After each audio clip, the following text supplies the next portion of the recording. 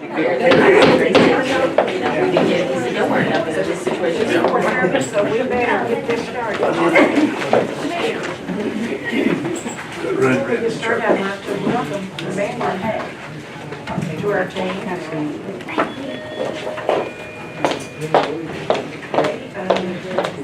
We'll start with the principals. Ms. Tony, you want to go first? Sure. Don't really have much other than we are, as you all are well aware of, getting ready to start off this brand new school year. This Saturday, we will be having our first ever car show at Birchfield from 11 until 3. Hopefully the weather will be permitting on that to help our student athletes. So that's what's going to be happening. So if you're not too busy this week, you can come out and join us there. Thursday, we will be having our open house from 3 until 5 for parents to come out to meet those teachers and to look at classrooms and do all of that stuff. So we just invited our community to come on out to our open house on Thursday. And of course, Friday, we will be having our very first day of school, but also our pre-K and kindergarten will be having their orientation that day. I know the pre-K still does have some openings at Birchfield, and I know they have already did the parent visits. So, but come on out and join us, and going to get this, hopefully this school year started off correctly. Football seems to be starting up pretty soon, but I know Miss Stanley's probably got some things to share with our football jamboree, so I will let her do that. Again, tomorrow is another PD, and it will be at our individual school, so we have a full day planned. If you all are out and would like to come and join us for our PD training tomorrow, you are more than welcome. So unless someone has any questions, that's all I have. Thank you. Ms. Stanley, we'll let you go next. Well, she just led right into my presentation, I guess. The Jamboree is scheduled for Saturday, August the 12th. We'll do football pictures of the teams beginning at 5 o'clock, and then the games will start at 6. And we'll get those specific game schedules out to all of the schools and the principals, but at least to let the parents know, if you all will let the parents know with the TV and all that, that we will start at 6 o'clock with the actual games. And again, that's Saturday, August the 12th. Admission is $3 for everyone. The county employees get in free. They'll bring their badges, wear them, will bring them. And we hope we have a great crowd out. We're looking forward to some real good times and seeing our new kids and all on that Saturday. We also have T-shirts for sale. Those have I've seen those. They look really good. If you want to pre-order those, the schools have a sample. I gave one to the principals today. So they have those for the parents and the students to see. They're $10 if they pre-order them. They'll be $12 at the gate. Okay? So all they have to do is tell the office where they go to school their sizes, and those principals will get that information to me, and we'll get those T-shirts out to the kids. They're really cute. ASP is now completed all of their projects, and they are gone out of our building. I think they did a lot of good things for the community. We're always glad to have them. We didn't have any trouble at all this year. Everything went extremely smoothly. And the custodians have gone back now, and I think they've got the school pretty much in order, and teachers have been coming in to get their rooms set up. So I think the building is pretty much ready to go. We're glad about that. We do have a Boy Scout leader coming to school Monday, and he will be talking to grades 1 through 7 about the Boy Scout program. And then on Tuesday night at 6:30, he will be back to talk to the parents of those boys grades 1 through 7 that want to join Boy Scouts up there. And that's all I have, unless you have questions. On August the 12th, they're going to be at Winfield. No, I'm sorry, it is at Scott High School. Oh, it's Scott High. Yeah, Okay. the Jamboree is at Scott High School.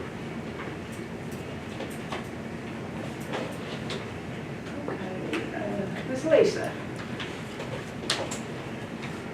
Basically, we have everything same they're talking about doing except for the Jamboree. We're not in that. We're too young. So we're getting ready to support them though. We're ready to move back in and get everything going. Looking forward to the in-service tomorrow at our school. Today was a great in-service we had with Mr. Beaton. We have our suicide prevention tomorrow that we'll be going over the first thing, and then AED drill. Mr. Brent will be doing with us on the service day. We're looking forward to that. We have Miss Laura Lawson, who happens to be part of Baywatch. She is really a fast runner. She's one that keeps us under that time. She's really good with it. Yeah, have to watch her in action sometime. Mr. Shoemaker can remark really good on her. Anyway, everything seems to be going well. Everything's ready to move in, ready to go. And everything goes well there. I hope that everything's ready to go. Any questions anybody has for us? We're ready to answer. Thank you. Ms. Robbins. Thank you. Well, let me begin by saying that Mission of Hope will be at Robbins Elementary School on Friday. So we're getting our year started off right with Mission of Hope there. We're so thankful for all the good things that they do, and we'll be ready for them. You do have August calendars in front of you. I did remember to put Robbins Elementary School on them so you know what school it is. If we add things to that, I will email that to you. August the 17th will be our first home football game. That's also the night that we're going to have open house at Robbins Elementary. So we will do that from 4 to 6, and then the ball game will begin at 6:30. The Boy Scout leader will be at our school. I believe it's August the 23rd to speak to the students in grades 1 through 7. And then on August the 24th at 6 p.m. will be the parent meeting. Kona Ice will also be at school on August the 24th. This year we're going to add a little something for parent involvement. We've never done it before, so we're excited about it. But on August the 24th, we're going to have muffins with mom or that special female in your life for pre-K and kindergarten students from 8 to 9 out front of the school.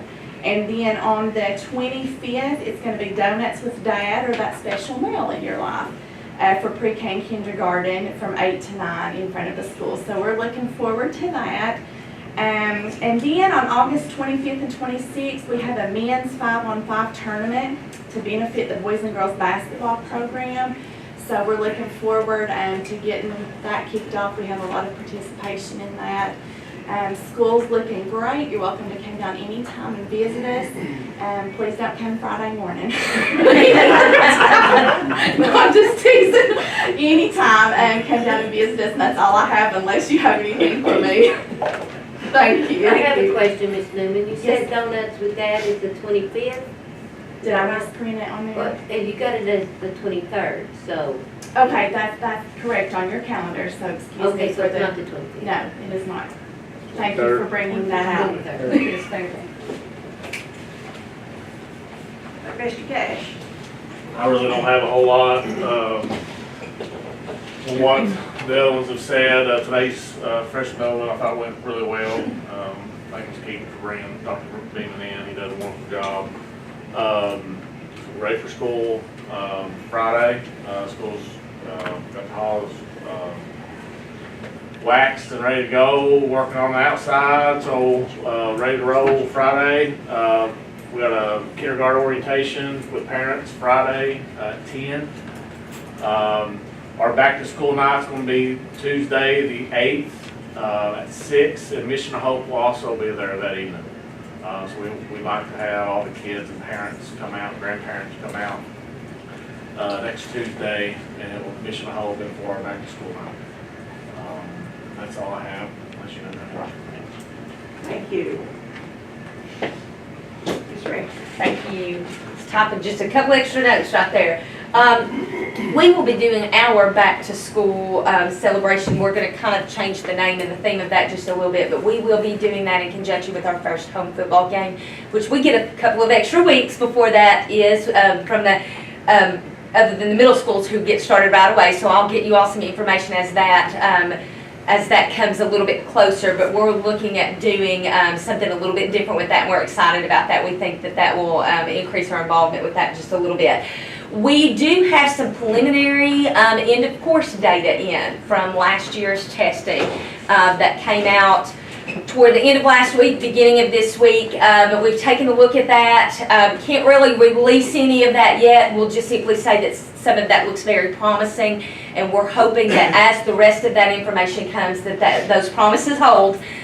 So we're excited and encouraged about that. It does make it a little bit difficult to get a new school year started when you don't have all of the information from the previous year, which is no one in this room's fault. We've all done what we were supposed to do. So that's on our state level. It does make it very difficult to reboot for the next year when you don't have all of that data. So they are putting that out and say that all of that is coming in the next coming weeks. So we will definitely be working on that because, again, remember at the high school, we're working on halftime because our first testing cycle comes in December, okay? So just kind of information on that. You will be hearing more to come from us on that. Our parking lot is 95% complete. We still have just a few numbers to get painted, just a couple of lines and some things there in the back, but that has been such a long project for me in that you don't really realize how valuable that space is until you have to close it. But it went well. That project has went very well. We're very excited about that. And so it was so needed. So thank you all so much for that. But again, 95% complete, a little bit of painting left to do, which should get finished here in the next day or two. Will be complete by Friday. Student parking passes are going on sale tomorrow. We already have all of those student numbers down.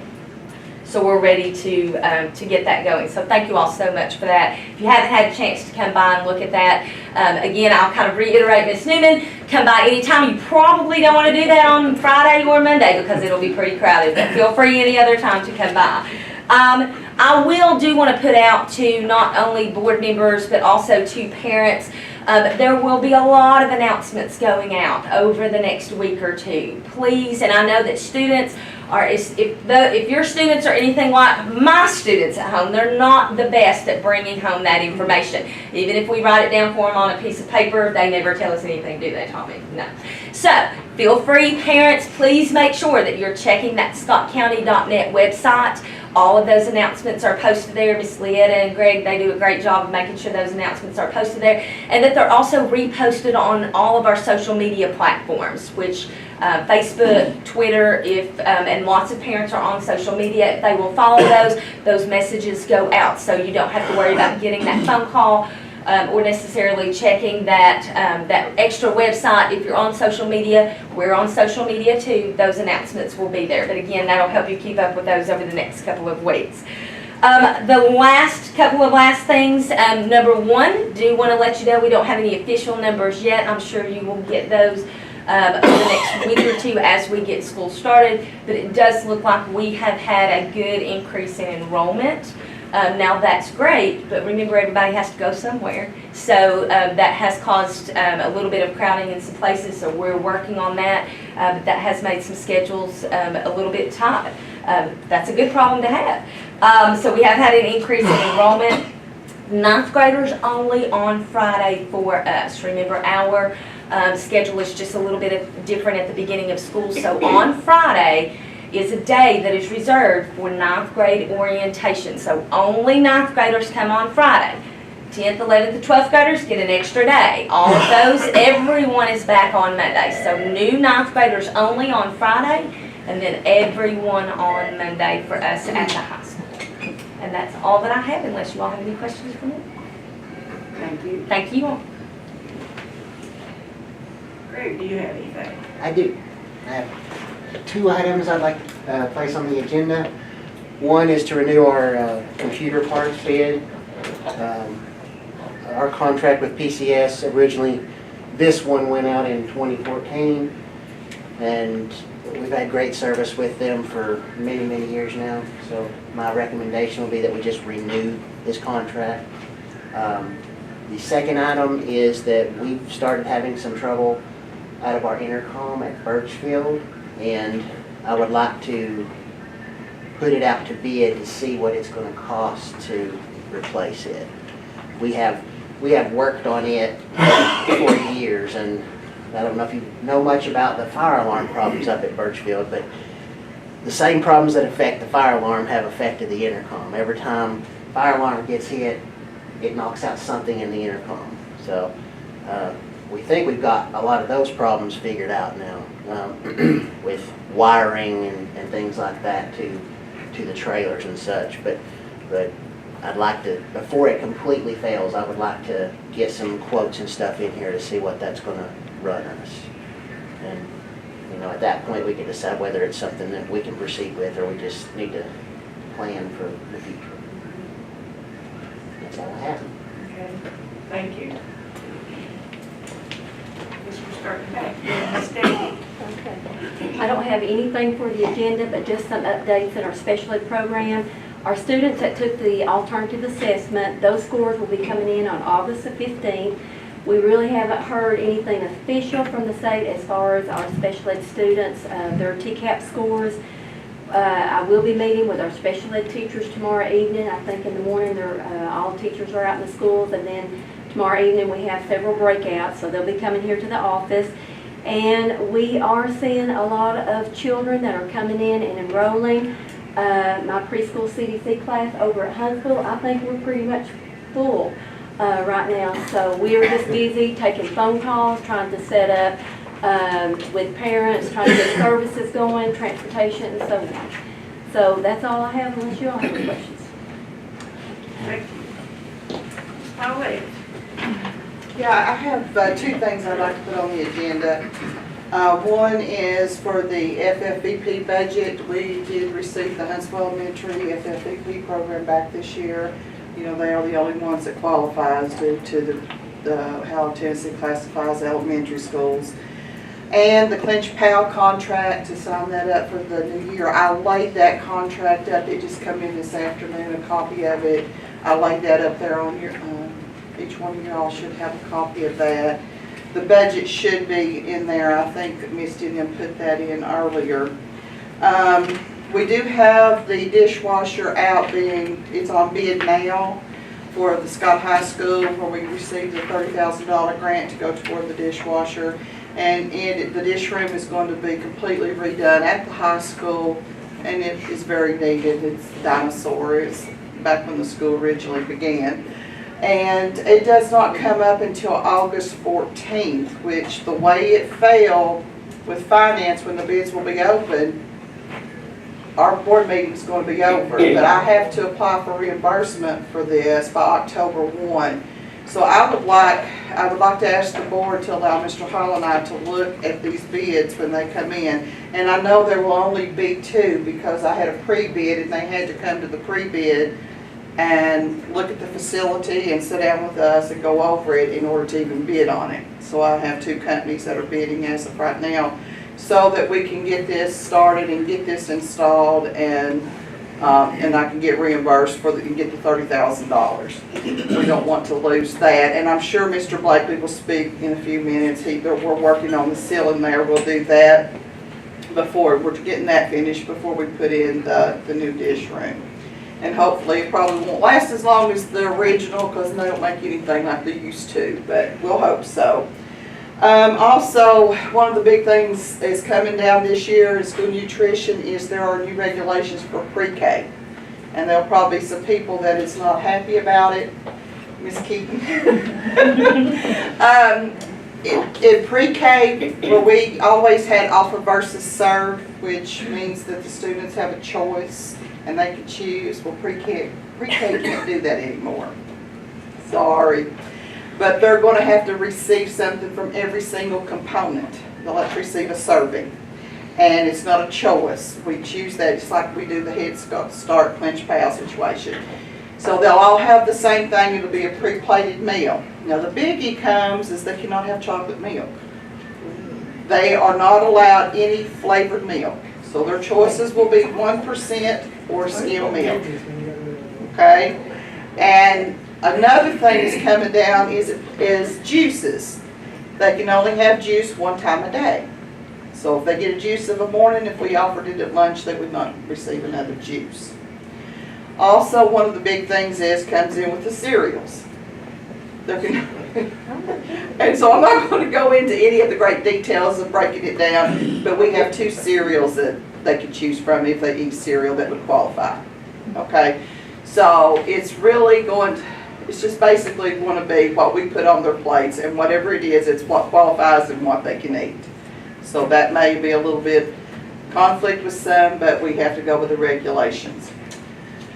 The next thing is staff meals will have to go up. I'm having to raise them to $3.75 from $3.50, and that's out of my hands also. We have a formula we have to go by, and we have to take whatever the reimbursement is. We have to add the USDA percentage in there, and then whatever the commodity value is has to be added, and as it's over $3.50, so that means I have to go up. Okay, so hopefully we won't have to do that for a little while, but I've kept it as low as I possibly can for as long as I can. So I am going to have to go from $3.50 to $3.75 on the staff meals.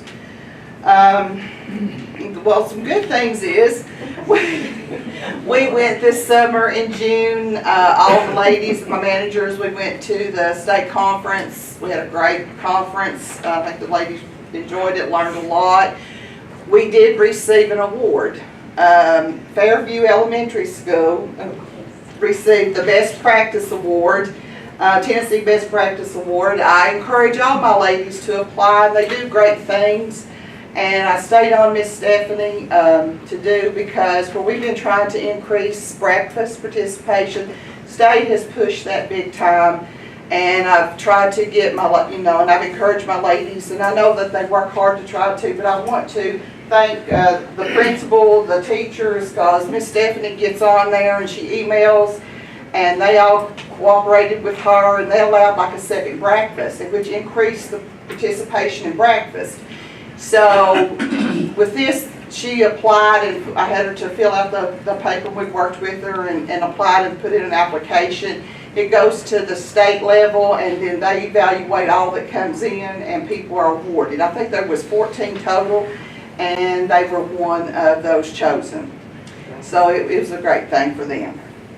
And let's see, the next good thing is the national conference. I went from there in July. I got to go to the national conference in Atlanta. Wonderful conference. It took me 2 days to recuperate. It was huge and everything, but learned a lot there. It was also a very, very good conference, and we really enjoyed that one also. And it's just been a real busy time, busy summer. Tomorrow we have in-service with the whole entire staff over at the Presbyterian Church. We'll be there all day long. All the ladies went to the health department today, and I had them all go through and check their TB test and all those things. So we're already up and running. We had one to retire, one manager at Robbins retired, Ms. Shilda Mills, and we have replaced her with Heather Massingale. And then we have one cook position then where we moved Heather, and we have filled that one, I think, Ms. Newman. And so we have a full house, and we're ready to go. And that's all I have, unless y'all have questions for me. What kind of cereal? What kind of cereal? What's the two? Rice Chex and Cheerios. That's the only two. Whole grain. Well, Kim said she was gonna show up. I think she's wanting to know. You probably have a lot of faculty and staff. I'm sorry. I guess that would be a big issue of going up a quarter on the faculty and staff. I hope not. I mean, you never know. Sometimes it can be, but, you know. I mean, are they lunch and eats is what I'm trying to say. Well, we have several of our staff that eats with us, and some days it's what's there, which is what they eat the most, you know. But, you know, we can't go anywhere and eat for $3.75. So we have to, that's one of the things too, and I have to justify, and in December, and I try, sometimes I have to, you know, I say, well, okay, you know, we'll go up, just like when I had a review. They check to see what my cost is, every item that's there, and what it takes to prepare that meal. And we have to show that we can pay the labor and what it costs to make the meal and everything. The thing with staff is we receive no reimbursement, none. And that's why that it has to go up. And we only receive for student meals. But I have to get it up there. So if it goes to 375, then it'll be good for 2 or 3 years at that. It should be anyways. But it's not things that I make up and do, because the money don't go in my pocket. And, you know, it's just the regulations that I have to follow. Don't make me popular, but I have to do it. Any other questions for me? Thank you. Okay. Mr. Bowles? Yes, I got one thing for the agenda. We got a lot of used tires out at the bus garage. I know we're getting ready to hopefully tear down the old garage. I'd like to, the board to show that as surplus property and ask the finance director to go ahead and sell the tires off.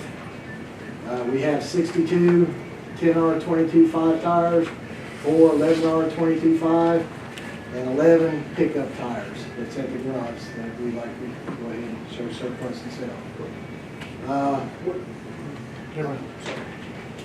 We are starting to move into the new garage. We got a lot of parts over there now. We got new shelving in. We got to do a little adjustment. We got baseboards in it, and we bought some strips of wood to put up so we can actually secure all the shelving. The lift is installed. It's working great. Maintenance is currently working on getting the compressed air in. They've been working hard the last couple of days. Thank you, John, and maintenance. Greg and technology, they're working on the internet and security. We are having our in-service training Thursday at 9 o'clock in the new bus garage. We got the conference room set up. As soon as we get internet in there, I can move over. As soon as we get air in, we can get our mechanics in there. Let's see. I believe that's all I got for right now, unless you have any questions. How is our list of substitute bus drivers? We're doing better. I've got some old subs that wasn't able to drive last year. They called me so they can drive certain days now. All our positions are filled right now, and we're looking a lot better this year. Good. Thank you. Mr. Shoemaker? I do not have anything for the agenda, but I've just got a little bit of information for you to know. You all know that I lost my assistant to Miss Paulette. She took a 12-month position, which I completely understand is just fine. But we're kind of projected to have a big budget cut next year. We've been looking at numbers from Mr. Murley and I today, and the last I've seen, we're just a little bit short to where we're going to get the maximum cut. We've got to have over 3,000 students, and we're just right underneath that as of yesterday morning. So we've gained 5 more. So we're 21 short now, so we got to get over that 21 student mark. So what that's done is the plan that you passed for me back in May, my budget is going to change now for some of that, because I'm going to not replace that position, because I don't want to put someone in that position and then only keep them for a year or so and then have to cut them and kind of mess up their livelihood. So we're going to absorb that money and try to get things that I need to make the job a lot better and faster and quicker. So we're going to kind of absorb some of that money.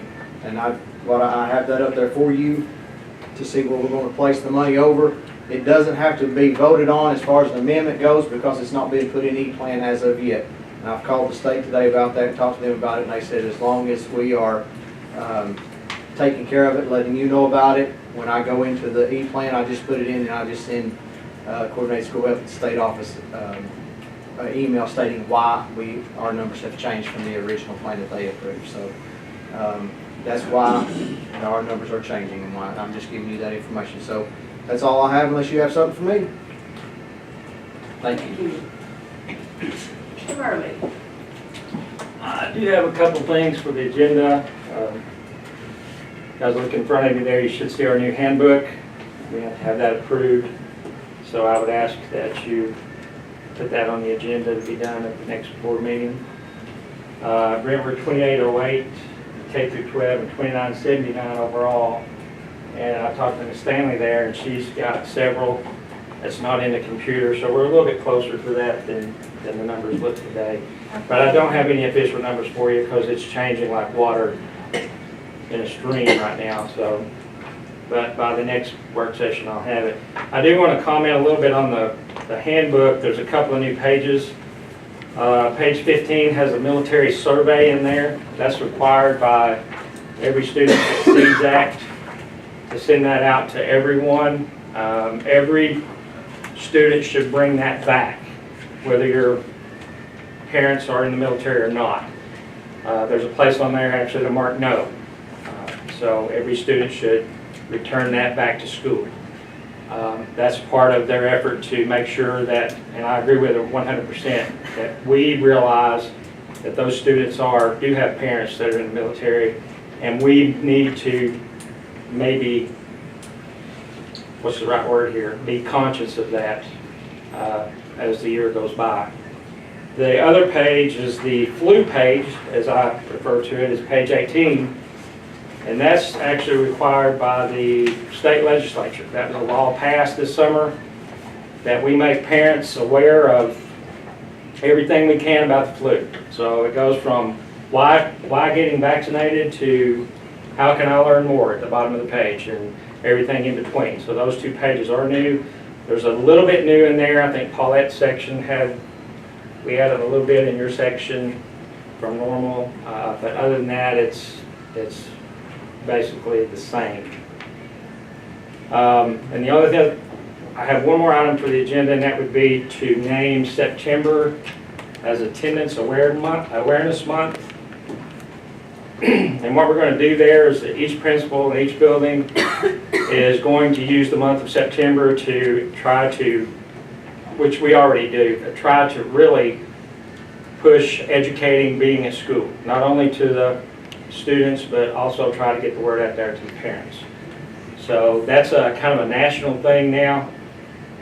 It comes through Attendance Works, which is a great organization that basically helps us for free. They put a lot of things, good ideas out there to try to help attendance, and everyone's aware of that website and can go on there at their leisure and look at some things, ideas for September and Attendance Awareness Month. And big thanks to Greg for help on the handbook. He does a fantastic job on that, and it's basically just get it to the printer and bang, they run with it. So it makes it so nice. So that's all I have, unless you guys have something for me. Any questions? Thank you. Ms. Amanda, did you have anything? I don't have anything, but I'm still learning my job, of course. I started last Monday. I love it. Very excited about it. We're glad to have you. Thank you. Thank you. I might mention for her, if you remember when Bill came to director of schools, first year he had to sing Scott High's graduation. So we might be expecting something. I'm just giving you plenty of time to practice. Okay. I don't know about that.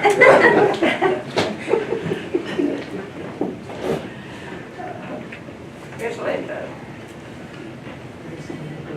It's gonna, I'm not gonna be popular either, Paulette, so. We all have these rules and regs that they cause us a lot of problems, but they are required. And so I wanted to explain to you all the process of pre-K, because I know several of y'all have had complaints, and actually a couple of teachers has called. We have a new executive director, and she's the one that's changed so much. Our previous one was much more flexible and understanding. This woman is not. She's just not. But anyway, that I guess it stemmed from her, probably, Paulette, where some of these good foods that little kids love were removed. I don't know. But anyway, I just have some handouts for you that I feel like you need some education, a little bit more information to be able to understand the complaints of parents when you hear that. And I will say that every school is pretty full. Their pre-K class is 4-year-olds. You know, remember we had to start with 4-year-olds. are full except Birchfield. And I know Robbins is full and running over. Huntsville Elementary has a waiting list, right, Miss Lisa? Winfield could use 1 or 2 more, but they are, that magic number is 18 out of 20, and you're gonna see in these rules and regs here, scope of services, that's what we need to have, and our grant next year will be scored based on our ability to follow the scope of services. So, but I've had some teachers that's actually emailed and called her, and I know she thinks, golly, that Scott County, I don't know what in the world's wrong with them that they can't make people understand. So I feel like it's my job to help you understand what we have to do. You'll take the first sheet, and it just says standards for school administrative child care, and it has a chapter. This has to be put in the parent handbook. We have to do a parent handbook, and we have been doing that. Have to provide that handbook with all this required information. And sometimes parents don't understand this, and we as school personnel don't understand. Parents must have access to all areas of the center where their child is present.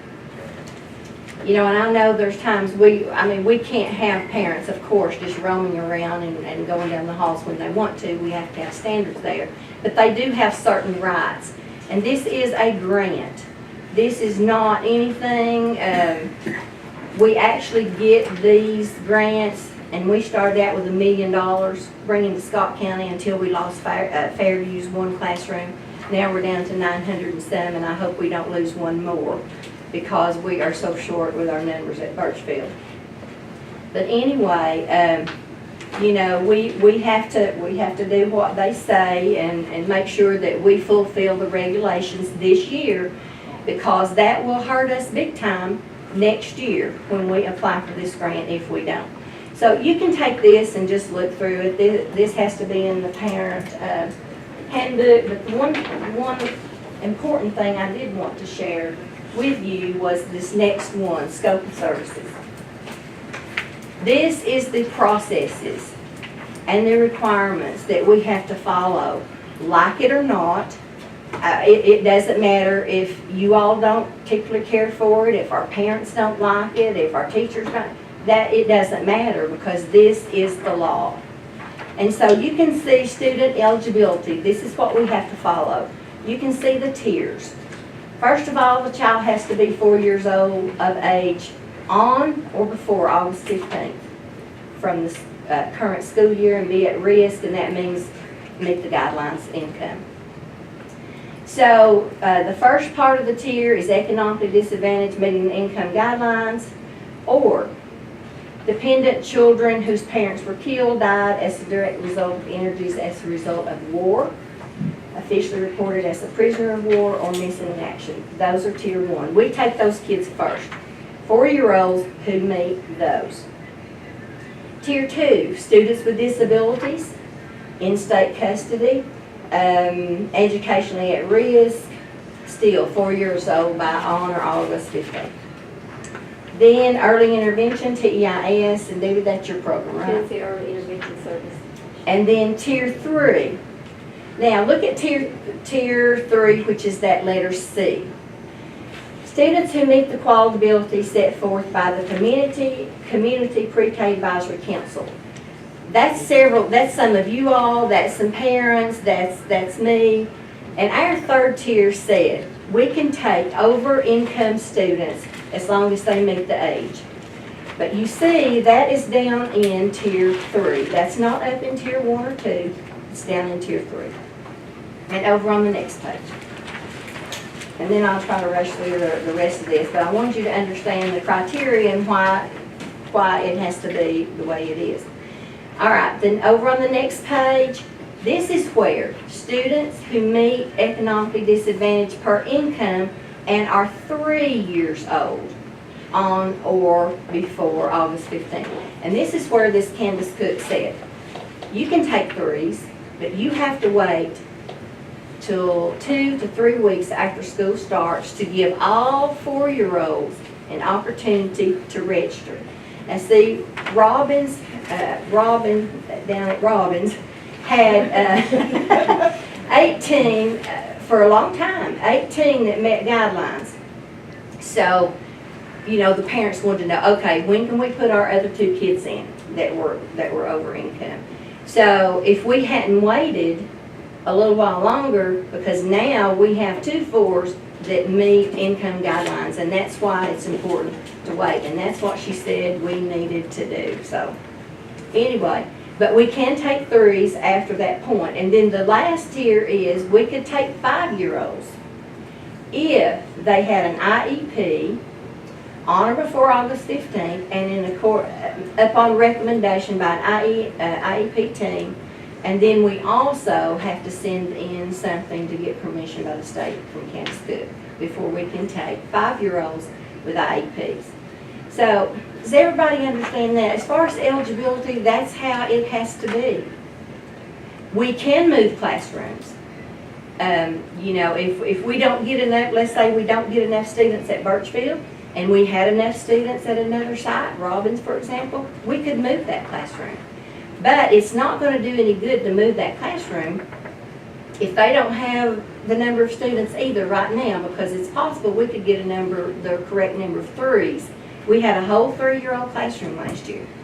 Connie Cash just let us have the 3-year-old classroom. That got them an early start. A lot of them are in our 4s now.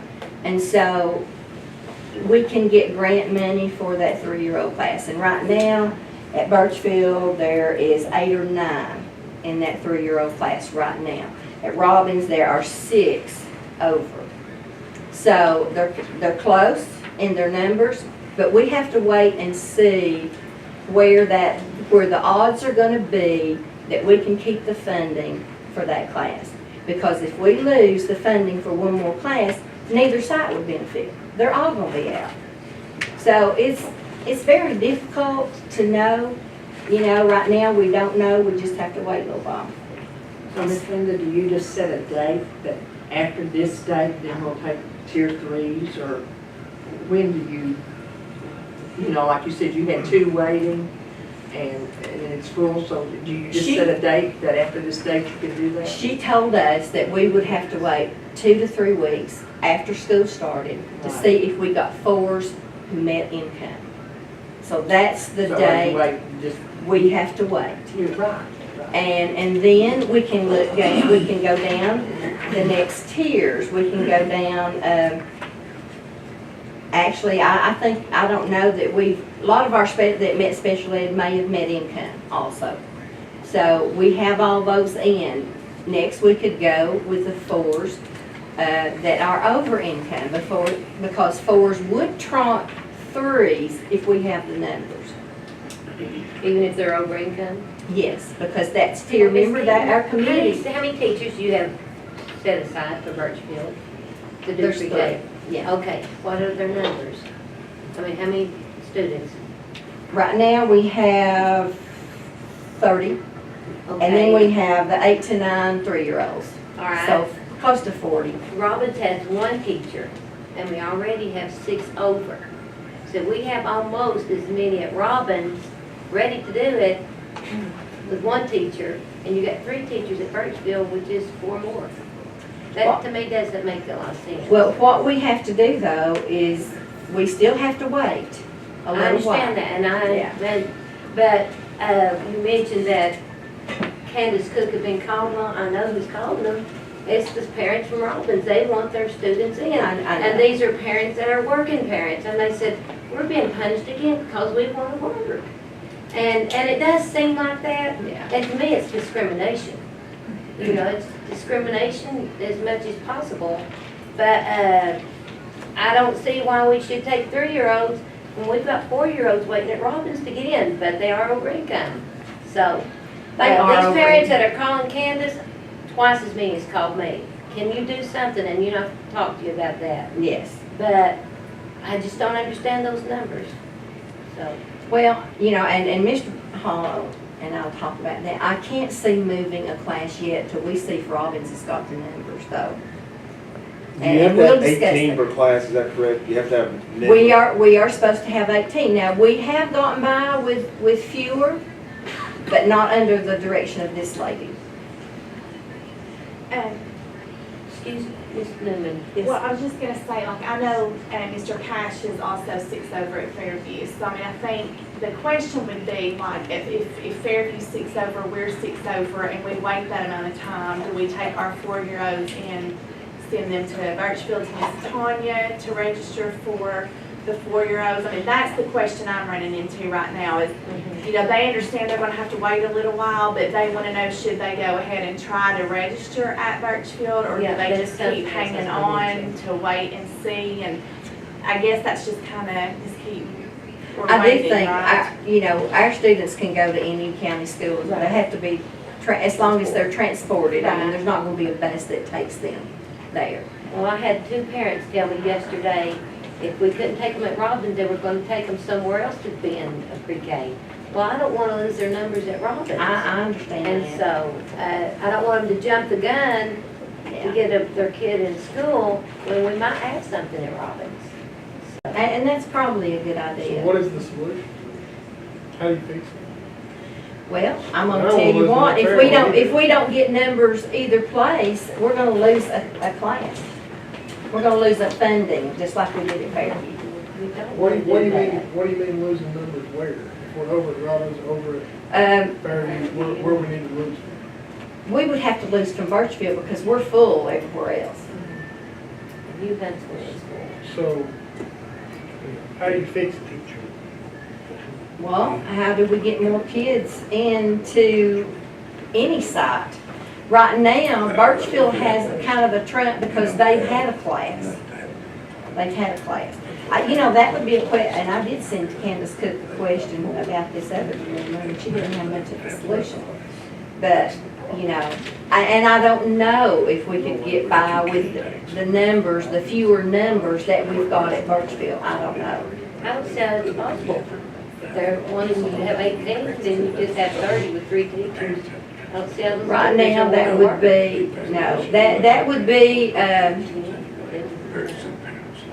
We're never going, right now you got 9 classrooms, correct, Ms. Keith? yes, 9. We're never gonna get to 10, more likely we'll No, never we'll get to never. 10. You are at 9 county, so you can play with the number, you know, classes here or there, but we're never going to get a 10th to add another one back at Fairview or another No, one. once at you Rollins. lose We'll have to one, it's lose gone. one to, And if we lose one more, wherever it be, and right now it has been at Birchfield, we would not get it back. Well, a couple of years ago, we were close to losing one at Robbins. So parents got on social media, started getting on the phone and say, dig up these kids. Well, we have been really digging up kids with many phone calls are made so we could keep that class. We're not gonna let it go. So, and. Well, and you know, there was it just about 3 continues to years, grow. you got by with, under Connie Casher with 15 students. And I held my breath. Because then, when it came to, well, actually, I think Fairview though, they didn't really have even that many, so, you know. But anyway, we will work to try to be fair and try to solve that, but right now, you know, I can't see us being able and having the justification to move a class right this minute. Of course, I will take Mr. Hall's recommendation and we may need to talk to Candace Cook. I mean, she knows us pretty well now, I think, but, we'll see. And I think if we could just give the parents a date, if we could just say, okay, after August 28th, you may try to take your child Sure. to back and see if The there's end of space that or something. 3 If we could weeks. just give them a date. That would be fine, that end of that 3-week period, which means that we have followed the guidelines. I would never want to be, we can certainly do that. But anyway, that's been the worst. I mean, in one sense, it's a good thing, but it's been the most difficult solution. It is a good thing, it's a good problem to have. Just Not an for easy these fix. parents though, Yeah. that want, It's not an easy fix. yeah, that want their kids in, I understand. Well, and I'm not fully, I can't say that I'm not out here with kids every day. I don't know where he's got, where, or how it all, the chain works, okay? That's the reason I asked, how can we fix it? You know, that's, stuff can lay broken for years, but if you don't really try to Well, fix it. an easy fix would be if we had 12 more, and Robbins gives us 36, that gives us 2 classes. Right. we had, That's when she, reason she said more kids Well, than yeah. that's the fix. or Fairview also too. Well, That's the way I'm thinking of it is like, yeah, we're over this year. This first time we've been over, we're over this many in a couple of years. in And I quite a want to while. be over, Right. Yeah, but can I guarantee that next year? No, not necessarily. I mean, if I see that we're gonna be over a little bit, then yeah, I might ask Ms. Keaton. And if Birchfield, which Birchfield is a lot bigger right now. Yeah. And then we can look at moving, but just for a 1 year thing, you know, Yeah, I I don't know. understand. And you look back at the history that it's been in the past, it has been Robbins and Fairview that's been lowest for the last, up until this year. this is a great thing. It is a really good thing, and I hope it's a trend. I think we all do. Yeah, but anyway, we'll try the best that we can to solve that. But over on the next page, and I'll. I bring think it our up there. main goal is though, is to keep them in our system. Absolutely. Yes, we do It's not not want to where lose they the go. class. Keep them in our system. We would That's not what be we very want. smart not to put that class where we would have the greatest odds of keeping that class. Going on down, you can see different things that we have to do. You know, we have to have 5.5 days, and we cannot, and I hear every now and then we might do it, we can't tell parents you gotta pick kids up at 1:30 if they're, you know, if they ride the bus. If they ride the bus, 4-year-olds can ride the bus, they can stay all day. And sometimes parents who drop them off do want to pick them up, and they can do that too. So going on over, you can see, look at staffing, flip over the page, maintain classes at a maximum class size of 20, and a maximum adult child ratio of 1 to 10 for 4-year-olds at all times except for nap time. And going on down, you can see requirements of the assistants. You know, all our teachers are certified in pre-K. All of our assistants do not have the technical degree that they're talking about. We are going to have to work with them and see if they're willing to do that, though, because that's what they want. Over on the next page, we know they have to do portfolio this year, which is another dreaded thing. And then once we lose a student, and here's one thing too, if a student withdraws and we have space, hopefully we've got another one to fill that space, and we have to do that in a timely manner. Over on the next page, number 5, adhere to the attendance policy to ensure regular student attendance with the goal of maintaining 90% attendance. Now that's still. Well, the bottom of the page, we do have a pre-K nurse, and she does the safety, and we are going to have to ask her to help with attendance when you see, and I'll briefly go over the attendance policy. But I'm going to go on, I'm going to let you read the rest of these things that we are required to do, things like home visits, orientations, transition plans, parent, family engagement, all of that stuff that we have to do. Pages and pages, and then performance measures. We are scored next year on all the performance measures and whether or not we meet the criteria. For example, the attendance, and that's the one thing that I feared may keep us from getting our grants this year, because our attendance last year was not very good in some of our classrooms. So we have to do a better job with that. So these are the things that we have to do to comply with the grant and to ensure that hopefully we have a good chance of getting it next year. Briefly, the attendance policies. To me, this is stiffer than the states for regular students. If you had to look at, if you've looked at this, there's a notification for parents and there's a notification for us. Basically what it is saying is, if I look at the parent one real quick, because they're similar, a doctor's excuse is required after 3 consecutive days of absence. 4 more consecutive days of absence within 1 month, the site level administrator, which is the principal, will contact you to determine the child's participation status. If a child misses 5 or more days in a 3-month period, the site level administrator will contact the family to develop an attendance plan. And then if you look at the attendance plan, a team has to meet with the parent and talk about how are we going to improve attendance. So we have to document attendance, and if you go on down at number 6, a child who has more than 5 unexcused days per month or 10 unexcused days in a year may be terminated from the program for failure to follow the policy. And of course, there's a procedure for that too. We have to notify the state, tell them what we've done, tell them what's in the attendance plan, and make sure that we work really hard to get them in school and to keep them in school.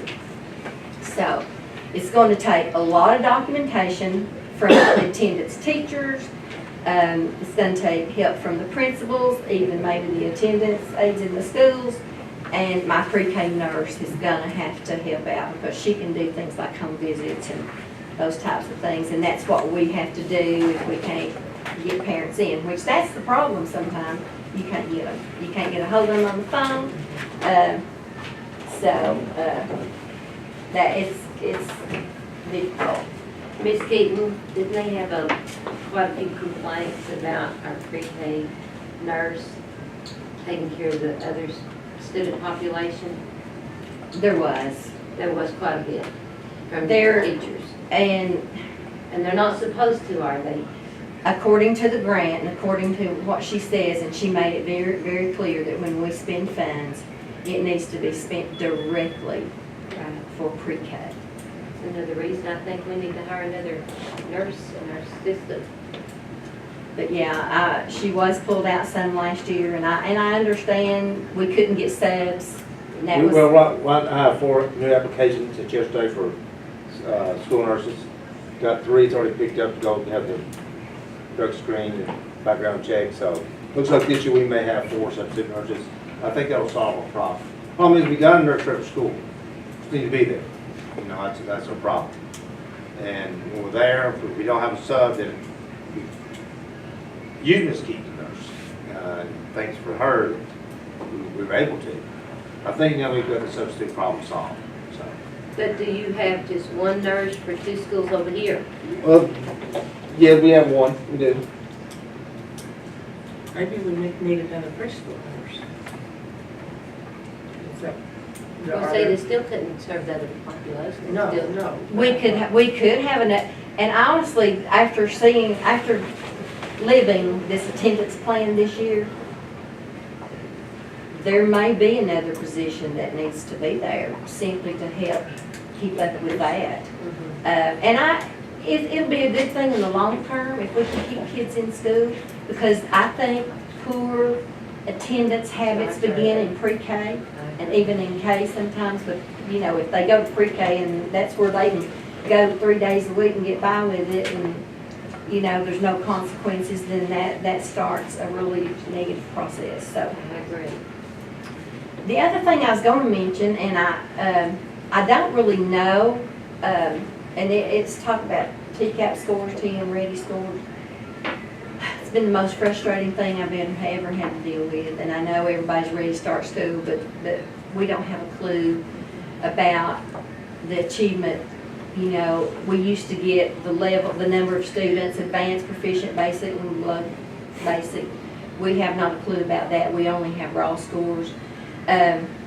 Those levels of achievement, by the way, have changed now to mastered is equivalent to advanced, on track, proficient, approaching basic, and then below is below basic. But doesn't help us right now. We are supposed to get those parent reports really soon. We're supposed to get summaries really soon, and that's what we need. And right now we only have raw scores, which you are unable to tell very much about. We did get something from the state. I'm not sure that I am willing to share it with the school board. It's possible, but we did make up a chart, and I'll check on that. But I will tell you that one area we are so thrilled with, I can tell you this much, our 3rd grade beat the state in every subject area. Great. They did it last year, they did it the year before, and our ELA beat the state in every grade but the 4th grade. So very proud of that. 1 or 2 in math and science, 2 in science, 1 in math. So we've got some areas we have to work on, but I do have our raw scores compared to the state raw scores, which doesn't tell you a whole lot. So hopefully by the next work session, we'll have something that you can understand even what it's talking In math, we were close to the state average almost in every grade, pretty much. I think Star High School's above, near All-Star. You're gonna jinx it. Sorry, I'm a little superstitious. Now, are you talking about raw scores? Yeah, just the raw scores, I Yeah. think, yeah. Really? Yeah, which now it's different for us. Remember with the elementaries, this is their first year that they've done a full cycle of TN reading. So they can't compare to anything other than the state. You can't compare backwards to the previous year's TCAPs because it's a completely different testing model that scored completely different. So it's their baseline for 3 through 8. So they have nothing to compare to other than saying, well, how did everybody else do and how do we stack up against that? For the high school, this is our second year. So not only can we compare to the state, but we can also compare backwards and say, well, how did our ninth graders do last year in English 9 or Algebra 1, and how did our ninth graders do this year? Did we make improvements in that subject area? We can make that comparison. We can also make a diagonal comparison. How did kids do in English 9 last year? How did those same kids do in English 10 this year to see that they're still improving? So even just one additional year gives you additional measures, but again, it's all on raw scores right now. So here's the thing, we're comparing raw scores, so we know whether our kids did better than they did last year. We have no idea what kind of terminology they're gonna put on that. So they may look at that and say, yeah, you all did a lot better than you did last year, but you still didn't meet this arbitrary point. We're still not sure about that. But we kind of have some general ideas of whether they did better or not. Like I said, we're very encouraged and it looks very promising. I want to see that stamp on it before, you know, we kind of go out with it, because you just never know. When we're looking at it, we see one thing. I know Miss Keaton's looked at those reports, and it's like reading another language, isn't it? It's And what I looked at was simply raw scores compared to the state's raw scores. ELA compared to ELA. And it seems like the high school's ELA was the one that met the state average in ELA 3. But we do need, we need to be able to see those final scores. And I'll be honest, second grade scores, we don't have those yet. I've emailed Deb Malone from Questar to Randa to, you know, and I don't even get a response. So they are going to have to do major work between now and next year, or it's going to be another disaster. Any other questions? And as soon as we get something that we can understand a little bit better, I'll be happy to give that to you. I do have raw scores comparison, but that's just number correct transferred into a raw score. I just got one question on the attendance thing. That's, your attendance is a separate thing. It's not gonna fall Mr. Murray's lap, is it? No. So you all have to take care of that, okay? Unless somebody will help us. Well, I'm curious because I'm thinking what it does. We may need a little, no, I'm kidding. And you know, quite honestly, I don't know if you want to approve that attendance policy or not, but it really doesn't much matter. It's already what we have to follow to get the grant. So, Well, we don't have a choice in that. we don't, so. We're kidding ourselves when we think we go. I mean, if you don't approve, let's say you didn't approve, it wouldn't matter, we'd still have to do it. Yeah. And I'd be glad to meet with any parents that you want me to, but as far as the attendance policy itself, I don't have any teeth for it, you know. But I can certainly meet with any parent that you want me to. Yeah. No, I think it's much more strict than yours, quite honestly. But this is a day-by-day thing, but anyway. Any other questions? Well, you have to keep in mind, let's face it, you're dealing with 3- and 4-year-olds. I know. You know. And parents sometimes say, oh, I want to keep them at home today, you know. So you're kind of fighting that too. But if they choose to send them, they are supposed to come on a regular basis. Yeah. That's the way that's set up. Because we need kids whose parents will send them on a regular basis. And we are going to make that very clear to them. And if they already up front decide that they don't want to fulfill that, then that'll leave a space for somebody else. Okay, Mr. Blakely. Sorry, that took so long. I've been racking my brain trying to think I must have something for the agenda, but I really don't. I've got a few things that the board might be interested in. We did get our grant that we applied for. It wasn't much, but it was $6,972.50. It'll go to the health science class at Scott High for new part of the governor's $15 million CTE grant. We got notice, I guess, in the last week, first of this week, that we've received that. All of our school zone lights are functional at this time. We had one at Huntsville that went out, and they sent us a board from the factory, so we're all functioning. We're waiting on the housings for the ones at Robinson. We'll be able to update them, and all of our school zones, then we'll have the up-to-date controllers and lights and everything. As Ms. Paulette mentioned, we are having the cafeteria dish room ceiling redone at Scott High, and that should start tomorrow, we think.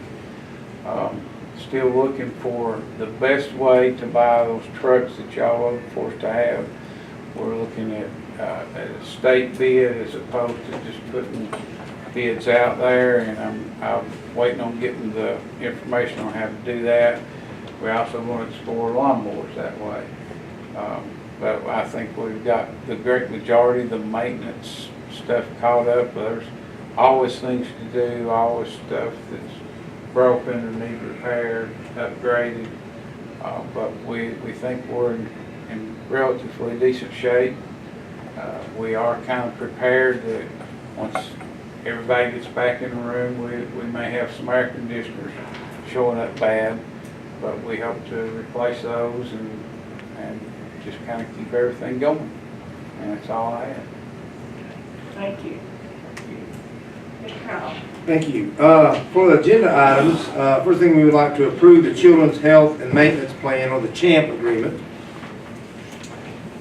Like to continue the contract with the Children's Center of the Cumberlands. Want to approve the contract with the Principal Educational Cooperative Head Start Program. And want to approve the second reading of board policies.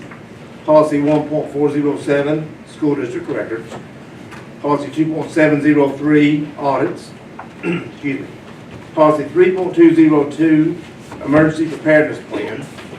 Policy 3.400, Student Transportation Management. Policy 4.210, Credit Recovery. Policy 4.301, Interscholastic Athletics. Policy 4.600, Grading System.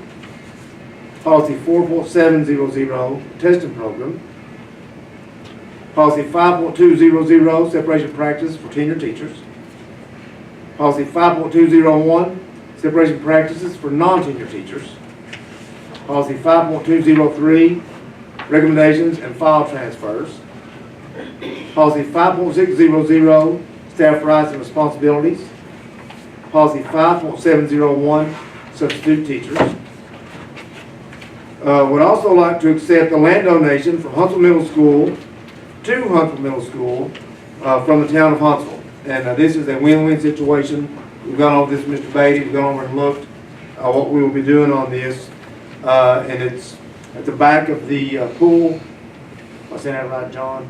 It's coming out through between the football field and the back of the municipal. Yes, and town of Huntsville Mayor Jeffers will fence that to go donate us the area there.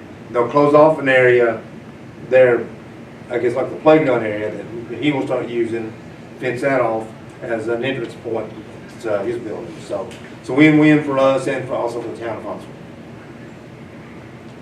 Also would like to grant tenure teacher as recommended by the director of schools. And last thing is on the agenda will be the director's evaluation. Would like to mention that, of course, Friday is the first full day of school. Look forward to having everyone back in. Of course, for Scott High School will be freshmen only. Buses will be run on that day. Like I said, our teachers are ready to go. Had a great day of in service today in Muskegon with Dr. Beeman. Been fortunate to hear Dr. Beeman many times to Assistant Principals Academy, and see some of our in service that we've had here. He's down to earth, he's very practical, and very uplifting and motivating. So it's really good to have him here today. Reminder too, with the open house, Birchfield and Scott High Schools that we have right now that's in place, we are letting each principal kind of decide their open house time, what's best for them, what fits for their schools. Middle school jamboree on August the 12th, again at 6 o'clock, admission $3 for everyone. And that's all I have. Unless y'all have questions for me. Do we need to set a date to have this back? Directors, want to do it, our board meeting, bring it then? Have it in by next Thursday then? Sure. I'll tell Sharon that. Also, too, Sharon asked me to say, from our last trip in Gatlinburg, if you haven't turned in your motel receipt, please bring that to her. So you do. Tommy, you have anything? Yes, I would like, I know it's late, but I would like to go over one thing. Now about trying to fix problems.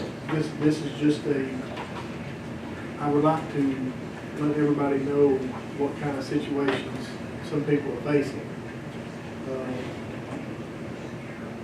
And how to fix the problem. I'm not sure. Of course, it takes money to fix almost anything. Of course, insurance is going up.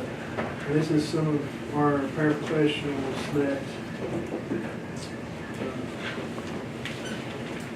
I sat down with a couple that really has concerns, and there is no help available for them outside of here, okay? Through the marketplace, they cannot get insurance. If their wife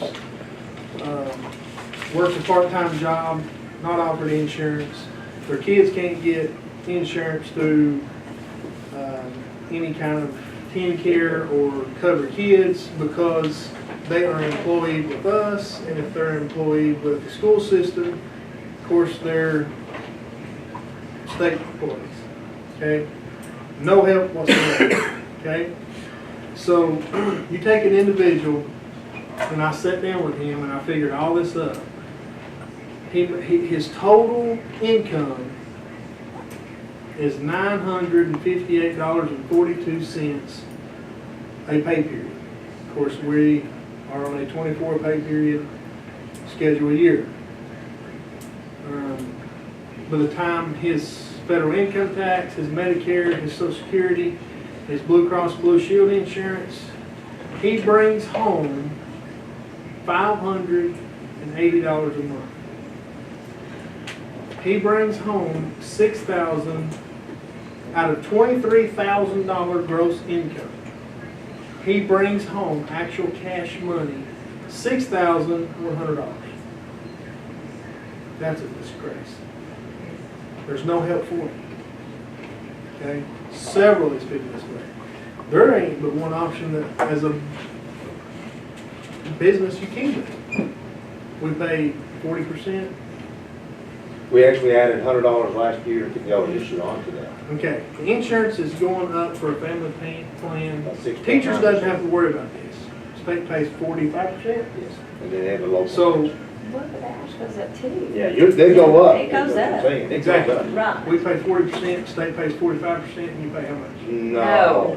No. State pays 45. No. We're at, Then the Yeah, county no. kicks in less for us yeah, because we have they pay state. 90% of a single Of policy. a single That's a policy. single policy. It's the same thing. And The the lowest- lowest of the the lowest single of the single The policy. employee pays the What the rest. board pays, and the Right. rest, yeah. When it goes 6.9%, theirs goes up 6.9%. I I just, understand that. I understand. I'm talking monies. I just checked mine today. I have a family plan. I'm gonna pay $590-something a month for my insurance. And I did not get any kind of raise at any tier at any level. And I'm losing $40 or $50 on the month. So I'm gonna bring home less money this year than I did last year. Okay, exactly. Let's take what you just said. Imagine if you made $20,000 less on the year and had to pay $500 extra. And I know that, and that's what I'm saying, Yeah. it's across So, the board. It doesn't affect, I understand we're in this for a group, but it doesn't affect our teachers as hard as it is affecting these people. Right, well, yeah, I don't So, disagree with that. I mean, you're talking $935 a month is what it's costing someone that makes $22,000 a year. Okay? You take someone that's making $35,000 to $40,000 a year, it's costing you $500 a month. There's a big difference. I think theirs went up 23%. Yeah. They combined two policies. The one that was the, I guess the bottom tier plan, I should say, went up 23%. So my question is, how or can we fix this? We can look at what money the audit for engineers. Like I said, we made a commitment to put money in there. We have. We know we got to keep that the Obamacare, that 9.5% threshold. We've done that. We made a commitment to do that. Yeah, I understand. And like I said, we gave, like I said, past 2 years, $150 more to that. We're still going to try to make a commitment to give more when we can. So what can we do to, who's designated to, of course, I know she's new. And I mean, I'm assuming a lot of this is going right through her. So I'm going to put this for everybody to think about and ponder on, because I mean, we have very, very good employees that are saying, I love my job. I love the people I work with, but I'm going to have to quit because I can't afford the insurance. Sure. And I just can't afford. I mean, we're living in the days where you can't afford to work. We get it. That's crazy. Tommy, regardless, even if they decide to leave here and go someplace else, you're still gonna end up the same insurance problem. What? No, not necessarily. There's like, I mean, there's a few. Pocahontas hard people every day that pay full insurance free. Yeah. So, I mean, I understand. They are Saying, a few. But there's ways this can be fixed. Or at least help, we can help. Not saying we can pay their own insurance, I'm not No. saying. But, I mean, I just feel that we're obligated to help someone, the teachers, everybody, to help to try to overcome this. I understand, I pay insurance too. Thank the Lord my wife's a state employee. Yeah. That has been a commitment. We still got, I can't tell you that. We have to put more money toward that. I just don't want to, I want to, as a board member, you know, sometimes you can fix things, sometimes you can't, but at least we're voiced. I want that to be known, that, you know, it just breaks my heart to see good employees bring home $6,100 a year. A year. And they work hard. Sure. Yeah. They do. Every day. So, I mean, And I'm not trying to go against, but you have to look at the gross, because all of us basically bring gross home. But we can't start saying what we end up getting to keep, because everybody's in different levels. Because I know when Carol left the system, a single policy, I paid $600. And I had to pay it. It was not a choice, but that's just what insurance is. But you still have to look at their gross, and then everybody's payout, whether they drive new cars or got house payments or whatever, that actually changes. I understand what you're saying, but I think it'd be very difficult. It does matter on the gross. We are looking at the gross. We're looking at, you know, versus a person making $50,000 is paying less than a person making $20,000. So let's look at the gross. Well, I understand that, but you're talking about what we call our professionals, because they do have a different option because of the monies they put out. I look at all of them. We say parents. Because most of these people that's went to schools put out $50,000, $60,000 in their job areas. Yeah. So it's a little different than somebody that's not put out that kind of money. I look at all of our guys as a professional. You know, I understand education. I went to school myself, my daughter went to school. I understand that. But, you know, we don't look at exactly what all they do. We got educators in here that's got thousands of dollars in their education. But could they go to a school and keep that teacher comfortable in air conditioner if the air conditioner went out? Sure. No, they couldn't. They have to call the maintenance and let them come and do it. Could they do that? They got $50,000 worth of education.